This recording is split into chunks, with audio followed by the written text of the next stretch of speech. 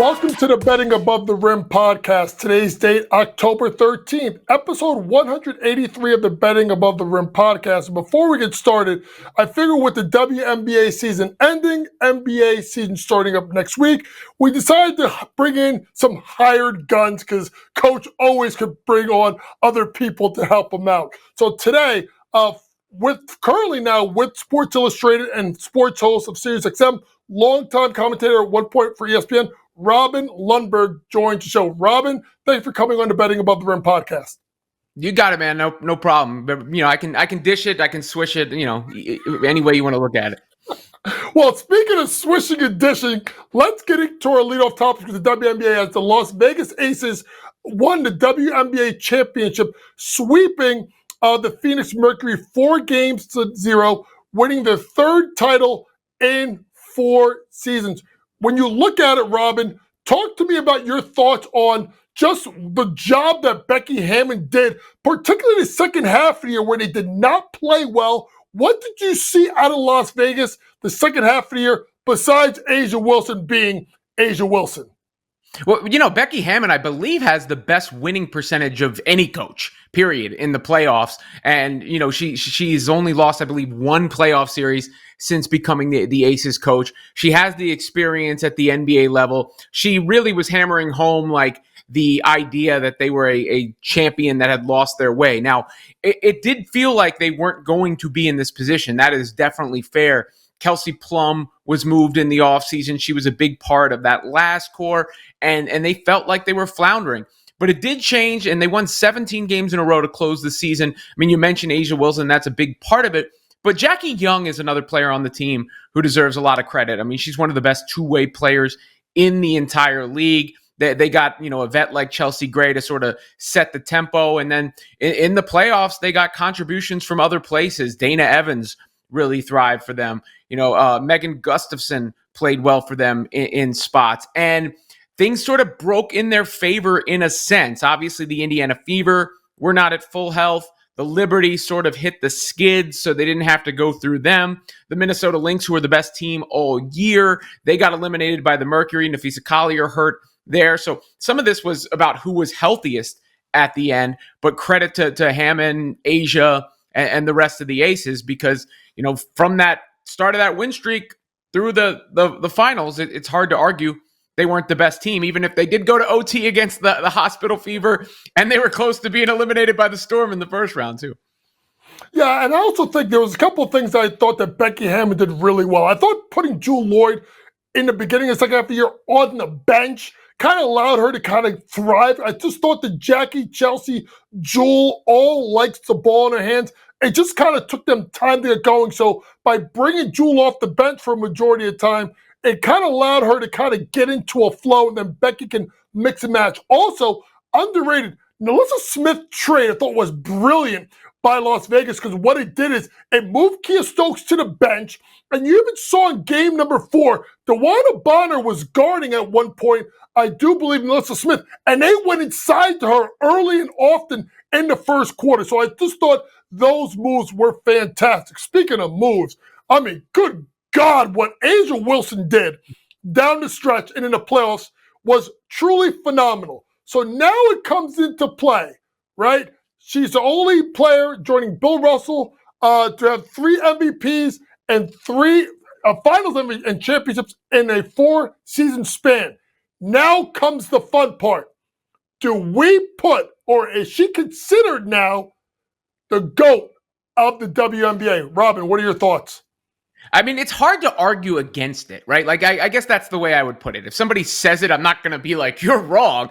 I mean, there are cases to be made for Diana Taurasi was voted by the fans as the GOAT. She just recently retired. Obviously, she had that long, illustrious career, plays a little bit of a different position than A'ja. And then there are the pioneers of the game when you go back to Cynthia Cooper and Candace Parker and Tamika Catchings and Lisa Leslie and so on and so forth. But A'ja Wilson, factoring in what she's already done, combined with what she can still do, it certainly feels reasonable to call her the GOAT. Now, that comes knowing that there is more attention around the game now than there's ever been. And there are more players on the come up than there have ever been before. So, a GOAT title isn't exactly necessarily solidified for all time. But the way I would put it in my purview, it's probably between Asia and Taurasi, and recency bias would certainly say Wilson. Well, I think because Wilson has a couple more years left, if she hangs another championship trophy up there in Las Vegas, and I think she could probably surpass Taurasi. I always think about the name that we don't talk about enough, Robin, is Maya Moore. Because Maya Moore retired. I mean, Robin, she retired before she got to her prime. So that is always the one that always sticks out to me as kind of like we look at like Sandy Koufax in baseball. If Maya Moore would have still played, I mean, she still could be playing, to be honest with you. I think she is the one that kind of is like, it's hard to judge her because of how long she was there. But I agree with you 1,000%. If we had to put up two, it's probably Asia and Taurasi. But if Asia gets another title, then I do think we may have to push the needle over to Asia Wilson. Moving on, speaking of Asia Wilson, going into next year, well, let's hope that they don't mess it up. Yeah. And they might. Robin, your top 5 players going into next year. Well, I mean, you have to give the nod to Asia coming off what she just did. Nafisa Collier was battling with her for the MVP all year long. I just mentioned Jackie Young, one of the better two-way players in the league. Kelsey Mitchell, I think, raised her stock. She was already a bucket getter, but what she was able to do with the Fever being so injury-riddled, and particularly against Vegas, right? Like, going head-to-head in Vegas, this superstar-laden team, and getting the Fever right to the brink until the wheels fell off. And then there's Caitlin Clark, who, she hasn't played in a while, so it's like people forget, and because she gets talked about in this way that's different than everybody else, it allows for the narrative to be hijacked at times. But this is still somebody who, as a rookie, generated more points than any player in a single season in the history of the league, who only stands to get better as her career goes on. So, I would expect Caitlin Clark, if healthy, to be fighting for that top spot immediately on returning to the floor. And for me, 3 to 5, I think there's just no doubt, right? Obviously, Asia and Nafisa Collier, and then Caitlin Clark is in my top 5 out of 5. For me, I'm going to give a little bit of a pass to Breanna Stewart. Just knowing people I know around Breanna, she was banged up. And I do think Sandy Brondello kind of lost her way a little bit with that team, especially the fact that she just shot the ball so poorly from 3. Both her and Sabrina Ionescu. It'll be interesting to see, number 1, who the Liberty bring back, but 2, who is going to be the head coach. And if they do bring back John Quell with Sabrina and Stewie, how do you play them? Because I think Stewie's more effective inside, but they play her too much outside. And then for me, Paige Bueckers.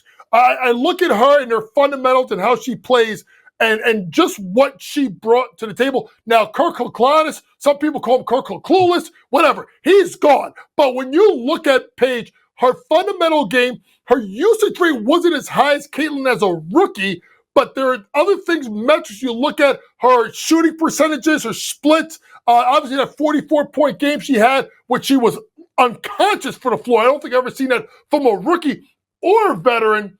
But I think that leads into another topic. We kind of went over, but we got to start with this next. Coming up after the commercial break, we got to get to the NBA.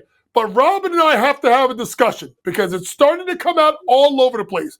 Caitlin Clark, Paige Bueckers. You got to have one. You can't have both, but you're definitely not taking either. So after the commercial break, we'll talk about Paige versus Caitlin. And then we'll get into the NBA topics. LeBron's injury, Keegan Murray's injury, and what's going on with Giannis. We'll be back after this commercial break.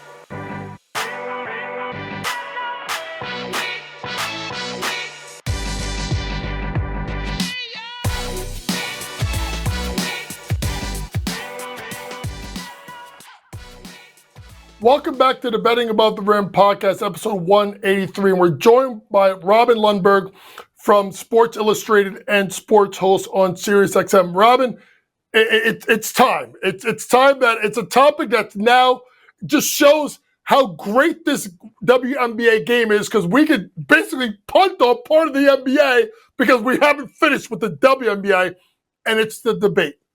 Caitlin Clark, Paige Bueckers. And I know people are going to look at Caitlin like, I want to kind of almost, I don't want to say punt this past year for Caitlin, but I don't think we could use that as a metric because of the fact that she was hurt, right? And she was hurt pretty much all year. So lining up rookie year to rookie year, you're a GM, you're tasked with, you can have one of these two to build a franchise based off their first year, their rookie year. Paige or Caitlin? Who do you take and why? I take Caitlin. I don't really think too hard about it. It reminds me of LeBron versus like Melo or Kevin Durant, where those debates would come up a lot, and people would make the argument for a Melo or a KD because they had more of a bag or like a smoother all-around game.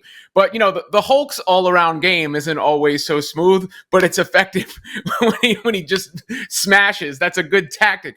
And for me, what Caitlin does that's different from everybody else, really, it's twofold. She extends the defense out so far. It's not even about the shooting so much as what she's able to do playmaking as well.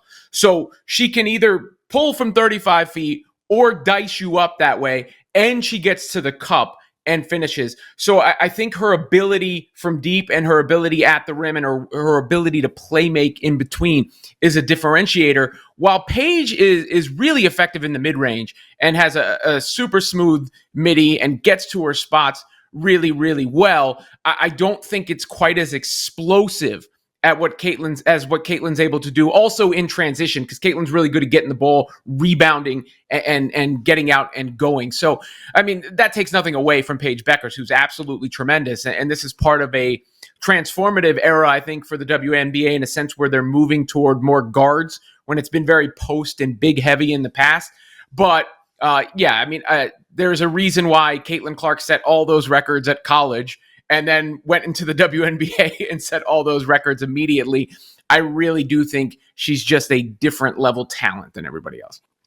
And I take the other side as a coach. And think about just the fact of, first things first, no one really scores a ton of UConn because Gino's kind of like, I guess you say Dean Smith, right? They always score more when they get to the next level. So when you look at me and as a coach, I'm taking Paige because of, number one, her shooting splits were just a little bit higher. I think about a 47.7% from the field as a rookie.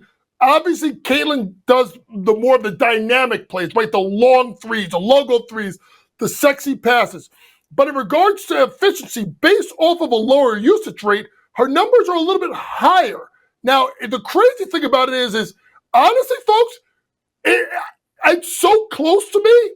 I think the reason why I go with Paige is probably her ability a little bit bigger, really good defensively, 1.6 steals per game this past year. But it's so close. And I think the thing what's great about it is like I said, it's the debate that Robin can have. And Robin can say Caitlin, I can say Paige, and neither one of us could be wrong because those two are so dynamic. And I feel like the WNBA is in such great hands. And I will say this, and I'll throw it back to Robin real quick. You wait, folks, because there's another kid coming in 2 years, and that's Juju Watkins. And she could be the best out of all of them with her being at about 6'4". What do you think, Robin?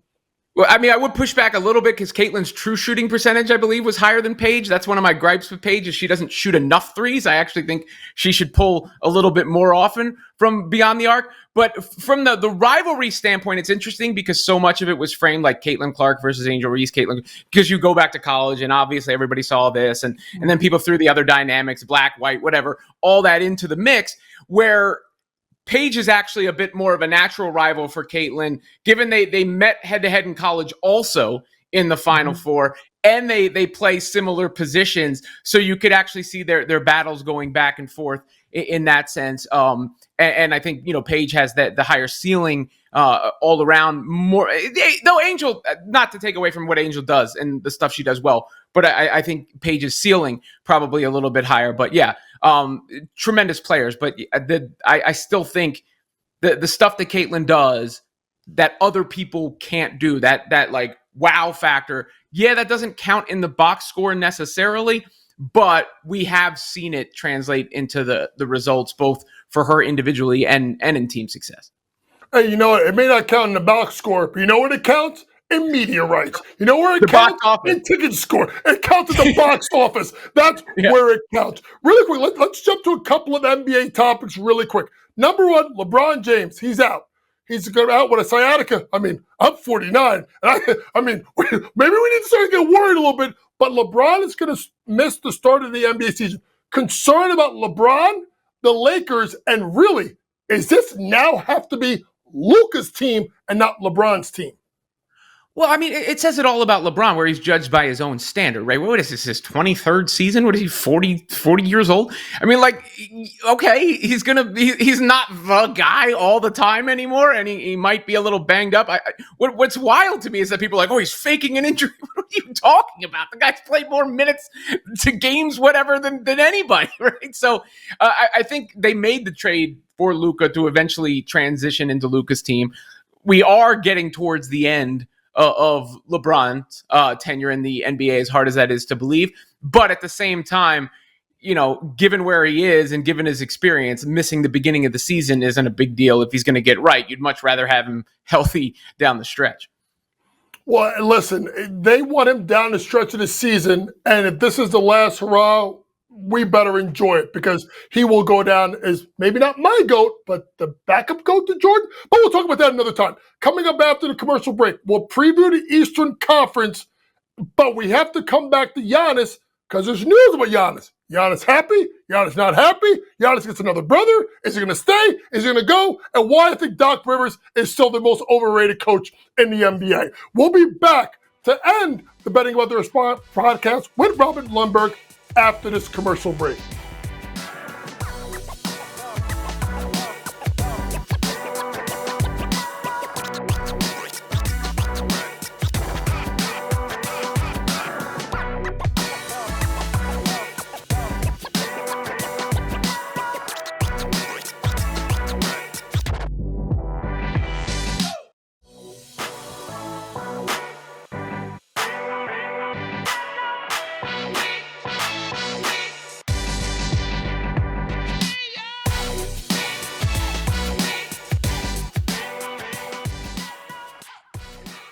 Welcome back to the Betting Above the Rim podcast, episode 183. Let's head to the NBA with our Eastern Conference preview with Robin Lundberg. Right now, Cleveland Cavaliers are plus 210, Knicks are plus 380, Orlando 6-1, Atlanta 8.5-1, Boston 11-1, Detroit 12-1, 13-1 for the Sixers, 20-1 for Milwaukee, 35-1 for Indiana, and 45-1 for Miami.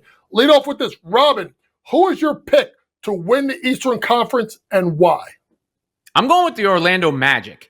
I feel like every year, there's that one team that sort of takes that leap from before, and the Magic look most poised in what should be a wide open East. Obviously, we don't know when Jason Tatum will be back. Tyrese Halliburton out for the Pacers. And the Magic, they added to their core. They get Desmond Bane. They've got Wagner, who's a hell of a player. They've got Banchero, who's a hell of a player. I just like that core group and the depth that they have around them. And it seems like the situation is unfolding for them to make that kind of run. So that's the team I'm putting a pin in and predicting to come out of the East. And they did address their shooting deficiencies with getting Desmond Bane. And I think that's a good look. I think Orlando is a top 4 team, I think actually third best team in the East. But for me, it's the Knicks. You know why? It better be the Knicks. After getting this close and firing Tibbs, now try to strengthen their bench with Clarkson, with Yabusele, right? With possibly Brogdon. They've strengthened their bench. But to me, the biggest one to look at for the Knicks, honestly, folks, is Mitchell Robinson. If he is healthy and you slide Cat to the 4 and you go big, they're going to be a problem. Let's head to the surprise team.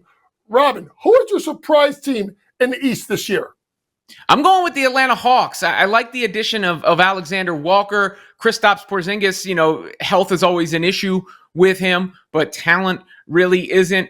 And Trae Young, sometimes he gets a little bit discredit. Not a defensive stalwart. I think that's fair, but probably has had a better career than he gets credit for. So I think from a surprise standpoint, which means doing better than people expected, to me, it's the Atlanta Hawks, given I think they improved their roster quite a bit.